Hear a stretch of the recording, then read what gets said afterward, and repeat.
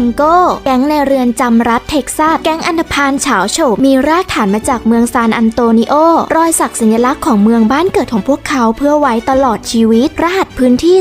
210ของเมืองเป็นภาพโปรดของสมาชิกเป็นสัญลักษณ์และนิยมใช้กันมากที่สุดแก๊งใช้สักบนผิวหนังของพวกเขาโลโก้ของทีมซานอันโตนิโอสเปอร์เป็นทีมโปรดของบ้านเกิดแก๊งได้รับชื่อมาจากคำภาษาสเปนแปลว่ามีหูที่ใหญ่ความคิดว่าสมาชิกเป็นกลุ่มก่อปัญหาที่ถูกดึงหูสักครั้ง2 ครั้งมีสมาชิกอยู่ในเรือนจำ 14,000 ถึง 17,000 รายวัตถุประสงค์เพื่อปกป้องบุคคลในเรือนจำที่ไม่ต้องการเข้าร่วมกับกลุ่มอาชญากรอื่นเช่นมาเฟียเม็กซิกันแก๊งแทงโก้ไม่เหมือนกับแก๊งอื่นๆพวกเขาไม่มีลำดับชั้นหรือรัฐธรรมนูญที่สมาชิกต้องปฏิบัติตามไม่สนใจความเชื่อยศศักดิ์สนแค่ตัวเล